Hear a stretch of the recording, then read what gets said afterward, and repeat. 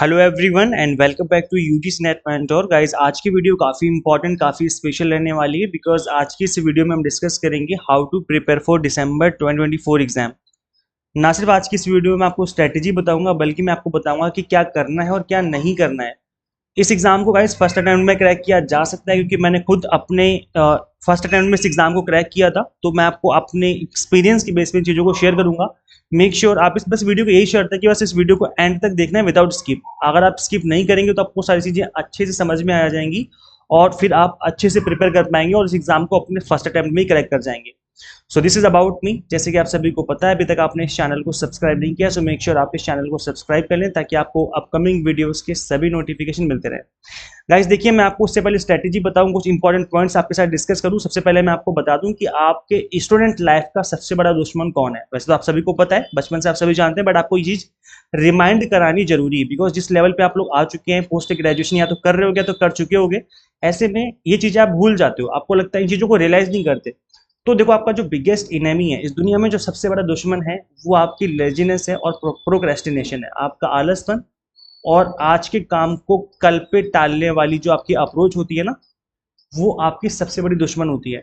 और इसी वजह से एग्जाम क्रैक करना बहुत मुश्किल हो जाता है। क्यों? क्योंकि जब आप चीजें पढ़ोगे तो आप अगर प्रोक्रेस्टिनेट करोगे, अगर आप चीजों को आज के काम को कल पे टाल दोगे तो चीजें आपके लिए काफी मुश्किल हो जाएगी। उन चीजों को अचीव करना मुश्किल हो जाएगा, उनको रिवाइज करना मुश्किल हो जाएगा और चीजें आपको टफ लगने लगेंगी। आपको टफ तो टफ लगेगा ही लगेगा, बल्कि इजी भी आपको टफ लगने लग जाएगा अगर आप लेजीनेस दिखाओगे या फिर प्रोक्रेस्टिनेट करोगे चीजों को। तो इससे कैसे बचा जाए, आज के इस वीडियो में मैं आपके साथ डिस्कस करूंगा इसकी स्ट्रेटेजी, और साथ ही डिस्कस करेंगे हम कि किस तरीके से आप इस एग्जाम को अपने फर्स्ट अटेम्प्ट में क्रैक कर सकते हैं। अपने एक कॉपी ले लो और एक पेन उठा लो। कुछ पॉइंट्स मैं आपके साथ डिस्कस करूंगा, उन पॉइंट्स को आपको समझना है और बहुत ही ध्यान से चीज़ों को यहाँ से आगे फॉलो करना है।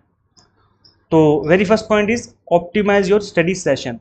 देखो गाइज, होता ही है कि जब आपके पास कोई प्लान नहीं होता है तो उस प्लान के बिना मंजिल तक पहुंचना बहुत मुश्किल होता है। एक सिंपल सा एक एग्जांपल मैं आपको देता हूँ। अगर आप दिल्ली में रहते हो और आपको मुंबई जाना है, तो आप मुंबई जाने के लिए डेफिनेटली एक प्रॉपर प्लान करोगे। जाने से पहले आप पहले रेलवे से टिकट करवा लोगे, 15-20 दिन, एक महीने पहले टिकट ले लोगे। या फिर हो सकता है कि आप एरोप्लेन से जाओ तो आप एयरवे की टिकट ले लोगे, एरोप्लेन की टिकट करवा लोगे।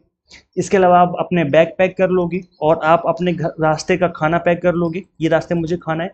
तो ये क्या कर रहे हो, ये आप प्लान कर रहे हो। और जब आप चीज़ें प्लान कर लेते हो तो चीज़ें अचीव करना यानी मुंबई पहुंचना काफ़ी ईजी हो जाएगा। आपको पता है रेलवे स्टेशन जाके ट्रेन पकड़नी है, रास्ते में ये खाना खाना है, वहाँ जाके यहाँ पे स्टे करना है। तो जब आपने पहले ही प्लान कर लिया तो चीज़ें ऑटोमेटिकली होती चली जाती हैं। और अगर आप प्लान नहीं करोगे, सोचो, एक दिन सोच के देखो, आप दिल्ली में रहते हो और आप सुबह सुबह उठे और मुंबई जाना है और आप बैग लेके निकल पड़े। आप सोचो कैसे जाओगे, जाना मुश्किल हो जाएगा ना, क्योंकि आपको पता ही नहीं कौन सी ट्रेन कहाँ से मिलेगी, कौन सी बस जाएगी, कौन सा एरोप्लेन जाएगा, आपको पता ही नहीं है। तो आपके लिए चीज़ें मुश्किल हो जाएंगी और जो चीज़ें आपके लिए इजी हो सकती थी, आपने उनको भी अपने लिए मुश्किल बना लिया। क्यों? क्योंकि आपने चीज़ों को प्रॉपर प्लान नहीं किया। इसलिए एक प्रॉपर प्लानिंग बहुत जरूरी है। चाहे कोई एग्जाम हो, चाहे आप ट्रिप पे जा रहे हो या कुछ भी कर रहे हो लाइफ में, कोई भी चीज़ आपको अचीव करनी है उसके लिए प्रॉपर प्लान बनाना बहुत जरूरी है। इसलिए आपको अपने स्टडी सेशन को ऑप्टिमाइज करने के लिए आपको प्लान बनाना बहुत जरूरी है। So one of the keys to effective exam preparation is to create well structured study plan. आपको एक स्टडी प्लान बनाना है और अभी बनाना है। ये नहीं कि बना लूंगा कल परसों का देख लूंगा, एक हफ्ते बाद देख लूंगा या 2 महीने बाद जब एग्जाम हो जाएगा तब देख लूंगा। नहीं, आपको आज बनाना है स्टडी प्लान। ये आपका आज शाम तक बन जाना चाहिए। आप स्टडी प्लान में एक शॉर्टर टाइम में आपको डिवाइड करना है चीज़ों को, फोकस्ड स्टडी सेशन रखने हैं। अभी चीज़ें कैसे होंगी मैं आपको थोड़ा सा इन शॉर्ट में आपको बता देता हूँ। जो आपके पास नेक्स्ट 6 मंथ है, इनको आपको डिवाइड कर देना है, यानी कि आपको स्प्लिट अप कर देना है इस टाइम पीरियड को छोटे छोटे टाइम पीरियड में। जैसे एग्जाम्पल के तौर पे आपके पास 2 पेपर हैं, पेपर 1 है और पेपर 2 है। आपने स्प्लिट कर दिया 6 मंथ को, आपने स्प्लिट कर दिया कि नेक्स्ट स्टार्टिंग के जो 2 मंथ होंगे इसमें मैं आपको पेपर 1 फिनिश कर दूंगा, जो नेक्स्ट 2 मंथ होंगे इसमें मैं आपको पेपर 2 फिनिश कर दूंगा, और उसके बाद जो बचा हुआ टाइम होगा मेरे पास 2 मंथ का, उसमें मैं प्रॉपर रिवीजन करूंगा, प्रैक्टिस करूंगा PYQs के थ्रू। तो इस तरीके से आपने क्या किया, 6 मंथ को 2+2+2 इस तरीके से स्प्लिट अप कर दिया। अब स्प्लिट करने से क्या होगा, चीजें इजी अचीव करना इजी हो जाएगा, क्योंकि अब आपके पास टारगेट है कि नेक्स्ट 2 मंथ में आपको पेपर 1 फिनिश करना है, या आपके पास टारगेट है कि नेक्स्ट 2 मंथ में आपको पेपर 2 फिनिश करना है। या आप ऐसे टारगेट लेके चल सकते हो कि जो अपकमिंग 4 मंथ है इसमें मुझे पेपर 1 प्लस पेपर 2 दोनों फिनिश करने हैं। ऐसा क्यों? क्योंकि आप मॉर्निंग में पेपर 1 पढ़ोगे और इवनिंग में पेपर 2 पढ़ोगे, और इस तरीके से आपने कंसोलिडेटेड 4 मंथ का टाइम रख लिया कि मॉर्निंग में मैं पेपर 1 पढ़ते हुए 4 मंथ में पेपर 1 फिनिश कर दूंगा, और पेपर 2 जो है इवनिंग में पढ़ते हुए मैं पेपर 2 फिनिश कर दूंगा। तो इस तरीके से आप एक कंसोलिडेटेड टाइम बना लेते हो, और इस 6 मंथ के ड्यूरेशन को आप शॉर्ट शॉर्ट पीरियड में जो है डिवाइड कर लेते हो। अब इस 2 मंथ के या 4 मंथ के पीरियड में डिवाइड करने के बाद ये नहीं कि डिवाइड कर दिया और हो जाएगा, नहीं होगा, फिर भी नहीं होगा, बहुत फिर भी चीजें मुश्किल हो गई क्योंकि सिलेबस बहुत लेंथी है। तो करना क्या है आपको, अब जब आपने एक बार टाइम पीरियड डिवाइड कर लिया 2 4 6 करके, देन उसके बाद आपको अब यूनिट वाइज डिवाइड करना है टाइम को। यूनिट 1, यूनिट 2, यूनिट 3, इस तरीके से आपको टाइम को डिवाइड कर देना है और इसको डेली स्टडी शेड्यूल में अपने शामिल करना है। जैसे एग्जाम्पल के तौर पे अगर आज एग्जाम्पल के लिए अगर आज मंडे है तो आप ये प्लान कर लो कि नेक्स्ट 3 डेज में, यानी कि मंडे को, ट्यूसडे को और वेडनेसडे को, इन 3 डेज में मुझे यूनिट 1 अच्छे से कंप्लीट तरीके से पढ़ के फिनिश कर देना है अच्छे से। देन आगे फिर वेडनेसडे के बाद थर्सडे, फ्राइडे, सैटरडे, इसके बाद नेक्स्ट 3 डेज में मैं आपको यूनिट 2 जो है अच्छे से पढ़ाऊंगा और फिनिश करा दूंगा। तो इस तरीके से जब आप डेली स्टडी शेड्यूल बना लेते हो तो उसको फॉलो करना काफ़ी इजी हो जाता है, और जब इस तरीके से आप करोगे तो ये कंप्लीट सिलेबस आपका कब फिनिश हो जाएगा आपको पता भी नहीं चलेगा, और चीज़ें इजीली अचीव होना स्टार्ट हो जाएंगी आपसे। जो चीज़ें आपको आज टफ लगती हैं वो आपको चीज़ें ईजी लगना स्टार्ट हो जाएंगी। तो ये एक बहुत इंपॉर्टेंट पॉइंट मैंने आपके साथ डिस्कस किया है, दैट इज कि आपको एक स्टडी प्लान बना लेना है, एक प्रॉपर प्लान बनाना है, एक स्ट्रेटेजी बना के चलना है स्टार्टिंग से ही, ताकि आप अपनी स्टडी सेशन को और अच्छे से ऑप्टिमाइज कर सको और जो आपका टाइम वेस्टेज उसको मिनिमम कर सको। नेक्स्ट पॉइंट है आपका थोरली अंडरस्टैंड द मटेरियल। अब आपको, क्योंकि एनटीए जिस तरीके से अब क्वेश्चन पूछ रहा है इसके लिए आपको चीज़ों को समझना बहुत जरूरी है, आपको कॉन्सेप्ट क्लियर होने बहुत जरूरी है। सो इंश्योर करिए इस चीज़ को that you understand the concept, आपको कॉन्सेप्ट समझने जरूरी है, क्योंकि आप पहले क्या होता था केबीसी में जैसे चार ऑप्शन आते थे, ABCD करके आप उसका आंसर करते थे, आगे बढ़ जाते थे, बट अब जो है चीज़ें काफ़ी चेंज हो गई हैं। अब मैच ऑफ द फॉलोइंग आ जाता है ना, असर्शन रीजन के बेस्ड के ऊपर बेस्ड क्वेश्चन आ जाते हैं, या स्टेटमेंट बेस्ड क्वेश्चन आ जाते हैं।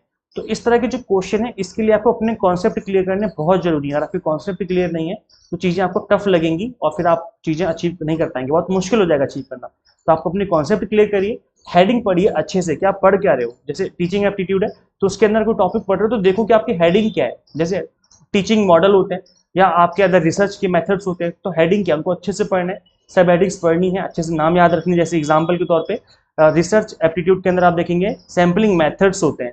अब सैम्पलिंग मेथड्स तो समझने हैं, प्लस उन सैम्पलिंग मेथड्स के नाम भी आपको याद रखने हैं कि कौन से आपकी प्रोबेबिलिटी सैम्पलिंग मेथड होते हैं और कौन से आपके नॉन प्रोबेबिलिटी सैम्पलिंग मेथड्स होते हैं। तो जो आपकी सब हेडिंग्स हैं, जो नाम है, उनको भी आपको याद रखना है। ना सिर्फ आपको कॉन्सेप्ट पता होने चाहिए बल्कि आपको उनके नाम, यानी कि जो आपकी हेडिंग्स है, सब हेडिंग्स है, उनको भी पता होना जरूरी, याद होना जरूरी, की पॉइंट्स पढ़ने जरूरी है। कोई फैक्ट है जैसे एग्जाम्पल के लिए कि आप ये MDG SDG में कितने गोल्स हैं, इस तरह के जो फैक्ट हैं ये आपको पता होने जरूरी, की पॉइंट्स पता होने जरूरी है। तो आपको अंडरस्टैंडिंग होनी जरूरी है और इसके लिए आपको चीज़ें समझना, आपके कॉन्सेप्ट क्लियर करना बहुत जरूरी है। और ध्यान रखिए जो आपका स्टडी मटेरियल होगा वो बहुत इंपॉर्टेंट हो जाता है, क्योंकि अगर स्टडी मटेरियल उस तरीके से नहीं है जिससे चीज़ें आपको याद रखी जा सके लंबे टाइम तक, तो चीज़ें आपके लिए टफ हो जाएंगी। देखो मैंने मार्केट में काफ़ी सारी बुक्स देखी हैं, कुछ बुक्स में लैंग्वेज इतनी टफ है कि चीज़ें पढ़ना और समझना बहुत मुश्किल हो जाता है, तो ऐसी बुक्स का कोई फायदा नहीं। आपने बुक्स खरीद ली, जब चीज़ें आप पढ़ के याद नहीं रख पा रहे हो तो क्या फ़ायदा, कोई प्रॉब्लम ही प्रॉब्लम आपके साथ। और उसी कॉन्सेप्ट को अगर आपको ईजी वे में समझाया जाए तो उस चीज़ को समझना और लंबे टाइम तक याद रखना भी काफ़ी ईजी हो जाता है। अगर आपने मेरे लेक्चर्स अटेंड करें जो मैंने यूट्यूब पे आपको पढ़ाता हूँ, जैसे मैंने अभी एग्जाम्पल के तौर पे मैंने अभी कल ही एक क्लास ली जिसमें मैंने आपको 15 मोस्ट इंपॉर्टेंट डिजिटल इनिशिएटिव के बारे में डिस्कशन किया था आप सभी के साथ। जो ये जो 15 मोस्ट इंपॉर्टेंट डिजिटल इनिशिएटिव हैं ये ना सिर्फ रिसर्च की फील्ड में बल्कि हायर एजुकेशन की फील्ड में किए गए हैं, जो आपके एग्जाम के पर्पज से काफ़ी इंपॉर्टेंट है। अब देखिए जब आप इस वीडियो को देखेंगे, इस लेक्चर को अटेंड करेंगे तो आपको पता चलेगा कि मैंने टॉपिक्स को कितना ईजी बना दिया है, ओनली फैक्ट बताए हैं जो आपके एग्जाम के लिए इंपॉर्टेंट है, उस तरीके से चीज़ों को एक्सप्लेन किया है। तो अगर आपको इस तरीके से कंटेंट मिल जाता है जिसमें आपके लिए चीज़ें ईजी हो जाती हैं समझना और उसको याद रखना, तो फिर क्या ही कहने, चीज़ें आपके लिए ईजी हो जाएंगी और टफ से टफ चीज़ें भी आपको ईजी लगना स्टार्ट हो जाएगी। तो इन चीज़ों को ध्यान में रख करके मैंने अपने लेक्चर्स डिज़ाइन करे हैं, चाहे मैंने लेक्चर्स हो चाहे हमारे नोट्स हो, कंप्लीट चीज़ें मैंने इस तरीके से डिज़ाइन करी हैं ताकि चीज़ें आप इजी टू अंडरस्टैंड हो। और अगर आपका न्यूमेरिकल मैथमेटिकल बैकग्राउंड नहीं है तो फिर तो क्या ही कहने, मैंने बिल्कुल ही ईजी वे में चीज़ों को एक्सप्लेन किया हुआ है, मैं बताऊंगा वीडियो के एंड में। पॉइंट नंबर 3 आपका टेक शॉर्ट ब्रेक्स। देखो गाइज, जब आप ब्रेक लेते हो तो इससे आपकी एफिशिएंसी बढ़ती है, इससे आपका टाइम वेस्ट नहीं होता है, बल्कि आपकी एफिशिएंसी बढ़ती है। जब आप प्रोलोंग मतलब लंबे टाइम तक अगर आप स्टडी करते हो, अगर आप 2-4 घंटे 6 घंटे एक साथ इकट्ठे बैठ गए ना, 6 घंटे 5 घंटे इकट्ठे बैठ के पढ़ने के लिए, तो फिर चीजें आपको टफ लगने लग जाएंगी, आपके माइंड में चीजें नहीं जाएंगी, नहीं घुसेंगी, क्योंकि हमारा ह्यूमन ब्रेन ऐसा ही होता है कि हम एक साथ बहुत सारी चीजों को नहीं रख सकते। चाहे आपका पेट हो, आप अपने पेट में अगर मैं बोलूँ कि 20 रोटी एक साथ आपको खानी है, आप खा लोगे? नहीं खा पाओगे, आपका पेट खराब हो जाएगा, प्रॉब्लम हो जाएगी आपकी हेल्थ के साथ। और वही अगर मैं बोलूँ कि आपको 2-2 रोटी करके खाना है 10 दिन तक, तो आप बोलोगे सर ये तो मैं इजीली कर लूंगा। 2-2 रोटी करके 10 दिन खाओगे तो 20 रोटी भी आपके पेट में चली गई और इफेक्टिव तरीके से गई, वो आपके हेल्थ को बनाएगी, ना कि आपकी हेल्थ को खराब करेगी। वही सेम चीज आपको करनी है स्टडी के साथ, कि जब आप बीच बीच में ब्रेक लेते हो स्टडी करने के टाइम पर, तो इसका मतलब है कि आप अपने माइंड को टाइम दे रहे हो चीज़ों को समझने का और चीज़ों को लंबे टाइम तक याद रखने का। इसकी इंपॉर्टेंस समझिएगा, ये बहुत इंपॉर्टेंट है।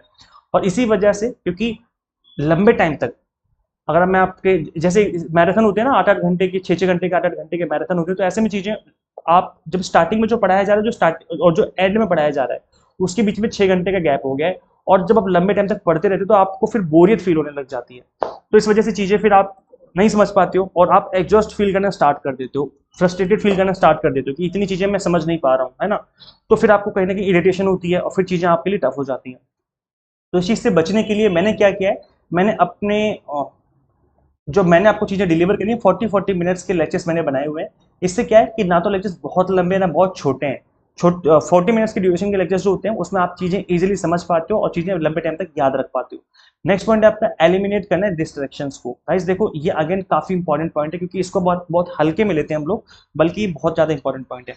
तो करना क्या है आपको, आप अपने मोबाइल फोन को या तो देखो टर्न ऑफ करना तो मुश्किल है आज के टाइम पे, क्योंकि बहुत हो सकता है कोई इंपॉर्टेंट अर्जेंट कॉल आ जाए, बट इसको आप डेफिनेटली साइलेंट मोड पे तो डाल सकते हो। अपने मोबाइल फोन को साइलेंट मोड पे डालो, जब भी स्टडी करने बैठो मोबाइल को साइलेंट कर दो, ताकि किसी की कॉल या कोई व्हाट्सएप पे मैसेज या इंस्टाग्राम पे कोई मैसेज, कोई भी मैसेज आए तो आपको एटलीस्ट रिंग ना हो उस टाइम पर, क्योंकि जब रिंग करेगा तो फिर आपको डिस्ट्रैक्शन पैदा होगी। तो एटलीस्ट फोन साइलेंट कर दे स्टडी के टाइम पर, बाकी टाइम फोन रखो ऑन, कोई दिक्कत नहीं है, बाकी टाइम पे आप उसको कर दीजिए क्या साइलेंट करना है।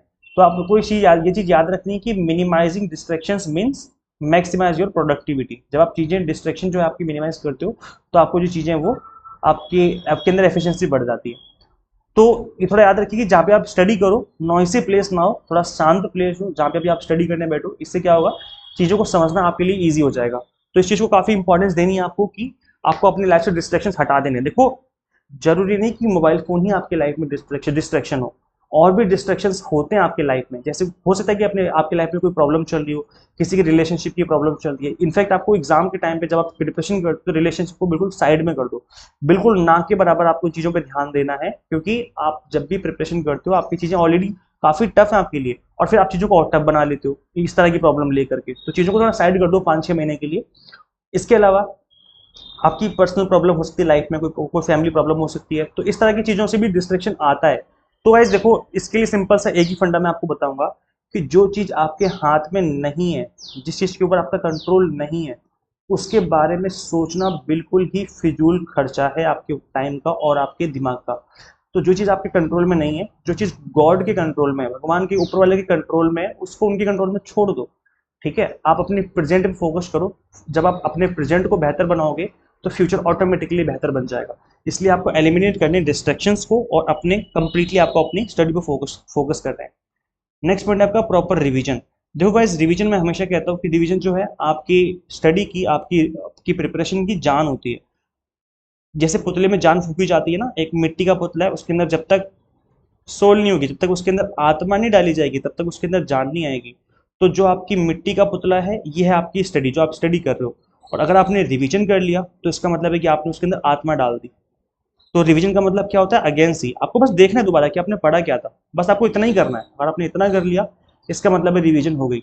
समझ रहे हो। So multiple rounds of revision करना है। अगर एग्जाम को फर्स्ट अटेम्प्ट में क्रैक करना चाहते हो तो आपको मल्टीपल टाइम रिवीजन करना ही पड़ेगा।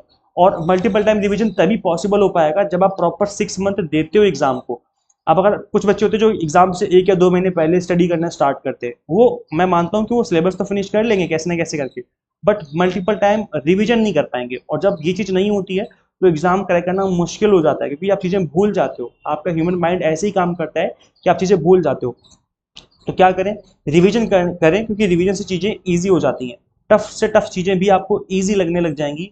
गाइज देखो, इसका ना मैं आपको प्रैक्टिकल आप खुद करके देख लेना, मैं आपको कह रहा हूँ तो करके देखना।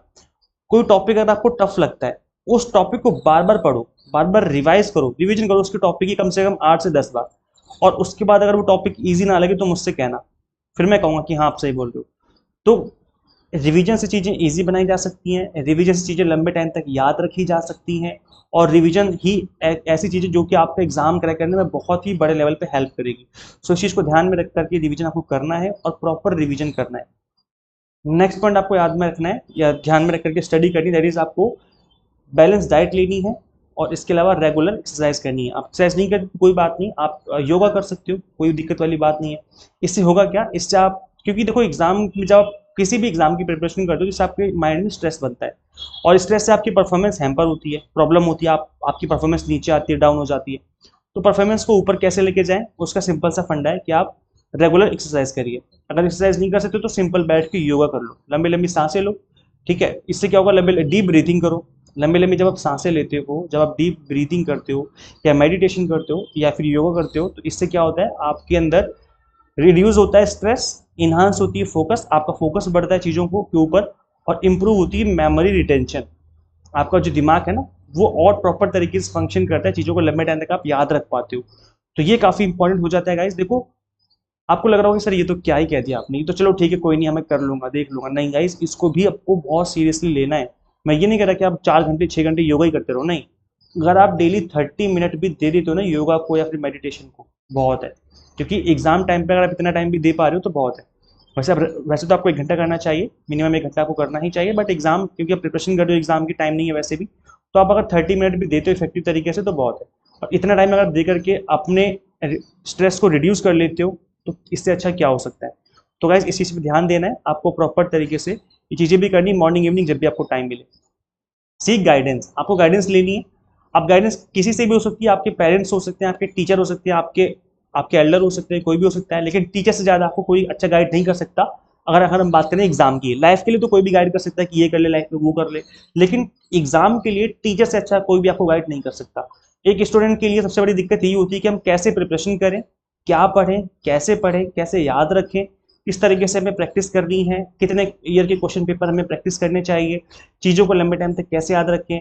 अगर हमने एग्जाम क्रैक कर लिया तो जॉब के लिए कैसे सर्च करें, एक बार जॉब लग गई तो टीचिंग कैसे करें, क्योंकि हमें जब हम टीचिंग करना स्टार्ट करते हैं तो भी आपके लाइफ में प्रॉब्लम आती है, मतलब आपके लिए तो एक चैलेंज रहता है ना कि कैसे करें, कैसे इफेक्टिव टीचिंग कैसे करें।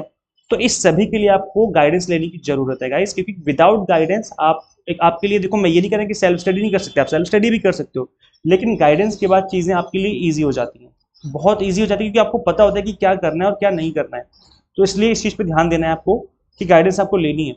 सो आप कंसिडर कर सकते हो, अगर आपके पास पैसे हैं, फीस है आपके पास, तो आप ज्वाइन कर सकते हो coaching classes, get the right study material. क्योंकि कोचिंग में ज्वाइन करने में क्या होता है, आपको वही स्टडी मटेरियल मिलता है जो कि एग्जाम के लिए इंपॉर्टेंट है, जो एग्जाम के पॉइंट ऑफ व्यू से बनाया गया है।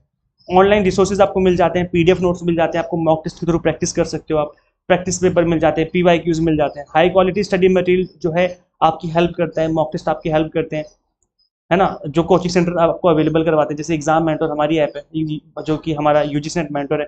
So can make a significant difference in your preparation, आपकी प्रिपरेशन में काफ़ी हेल्प हो सकती है इन चीज़ों से, क्योंकि आपको प्रॉपर जब गाइडेंस मिलती है तो चीज़ें आपके लिए ईजी हो जाती हैं, अचीव करना काफ़ी आपके लिए ईजी हो जाता है। तो अगर आप हमसे गाइडेंस लेना चाहते हो, अगर हमसे स्टडी करना चाहते हो, जैसे मैंने आपको बताया कि मैंने अपने जो दिसंबर वाला कोर्स है, इसमें देखो आपको थ्योरी पढ़ना है, आपके कॉन्सेप्ट वो क्लियर होने चाहिए, उसके बाद आप प्रैक्टिस करो, पीवाईक्यूज और मॉक टेस्ट लगाओ। अगर आपने इतना कर लिया ना गाइस, मैं आपको लिख के देता हूँ कि आपका एग्जाम क्रैक हो जाएगा। बस आपको अपने थ्योरी को, आप अपने कॉन्सेप्ट पे ध्यान देना कि आपके कॉन्सेप्ट क्लियर हो रहे हैं, एक्चुअल में आपके कॉन्सेप्ट क्लियर होना है। और कॉन्सेप्ट क्लियर होंगे तो क्वेश्चंस भी आपसे सॉल्व होना स्टार्ट हो जाएंगे, जब क्वेश्चन सॉल्व होना स्टार्ट हो जाएंगे तो एग्जाम में भी आप क्वेश्चन सॉल्व कर लोगे इजीली। तो इन चीज़ों को ध्यान में रख करके मैंने अपने कोर्स में 40 मिनट्स के आसपास के लेक्चर्स डिजाइन करे हैं आप सभी के लिए, जो कि कंप्लीटली एग्जाम टारगेटेड है, कंप्लीटली अपडेटेड लेक्चर्स हैं, जो कि दिसंबर के लिए हमने डिजाइन करे हैं। तो दिसंबर वाला जो कोर्स है यूजीसी जेआरएफ 2024 के लिए, आप उसको ज्वाइन कर सकते हो। इसमें आपको फ्लैट 10% का डिस्काउंट भी देखने को मिल रहा है। आज 2 जुलाई है, हमने इस ऑफर को अभी तक एक्सटेंड किया हुआ है, आप अभी भी इस 10% डिस्काउंट को अवेल कर सकते हो। इसके अलावा गाइस अभी जो एग्जाम होने वाला है अगस्त सितंबर में, उसके लिए हमने आप सभी के लिए क्रैश कोर्स डिजाइन किया था, जिसकी फीस हमने 1499 रखी हुई है। इसकी फीस 299 ना रख करके, क्योंकि टाइम काफ़ी कम है, हमने सिर्फ और सिर्फ फीस इसकी 1499 रखी हुई है। तो आप इसको भी कंसिडर कर सकते हो। और आप अभी अगर सितंबर वाले की तैयारी करो, नहीं तो आप दिसंबर वाले एग्जाम की तैयारी करो तो उसका कोर्स ज्वाइन कर सकते हो। देखो भाई, सिंपल सा फंडा है, किस एग्जाम को फर्स्ट अटेम्प्ट में क्रैक किया जा सकता है अगर आप एग्जाम टारगेटेड स्टडी करो। और हम आपको अपने कोर्स के अंदर कंप्लीटली एग्जाम टारगेटेड स्टडी करवाएंगे, एक सिंगल मिनट आपका वेस्ट नहीं होगा, ये मेरी गारंटी है। Paper 1 commerce management and political science, ये कोर्सेज अवेलेबल है और इन सभी के कॉम्बो कोर्स में हमने आपको अवेलेबल करवा दिए हैं। Complete video lectures, complete content जो होगा बाइलिंगुअल होगा, इंग्लिश मीडियम हिंदी मीडियम में। तो किसी भी मीडियम के स्टूडेंट हो, आपके साथ कोई दिक्कत नहीं आने वाली। 100 मॉक टेस्ट आपको फ्री दिए जाएंगे इन सभी कोर्सेज में प्रैक्टिस करने के लिए। इसके अलावा पीडीएफ नोट्स होंगे जिसको डाउनलोड करके आप इजिली प्रॉपर तरीके से मल्टीपल टाइम रिवीजन भी कर सकते हो। सो करना क्या गाइस, आपको simply exam mentor app install करनी फ्रॉम गूगल प्ले स्टोर। अगर आप iOS यूजर हैं तो उसका लिंक भी आपको इसी वीडियो के description box and comment box में देखने को मिल जाएगा। So thank you so much for watching this video. अगर आपने वीडियो यहाँ तक देखी है तो बस इतना कमेंट कर देना that yes I can become an assistant professor. बस इतना कमेंट कर देना, क्योंकि इतना लिख भर देने से आपके अंदर पॉजिटिविटी आती है, एक पॉजिटिव एनर्जी आपके अंदर आती है। तो बस ये लिख देना, yes I can become an assistant professor. ठीक है, so share this video with all NET aspirants and subscribe for UGC update and assistant professor job updates. Guys इस वीडियो में इतना ही, मिलते हैं गाइस हम लोग नेक्स्ट वीडियो में। Till then keep watching UGC NET mentor. Thank you so much.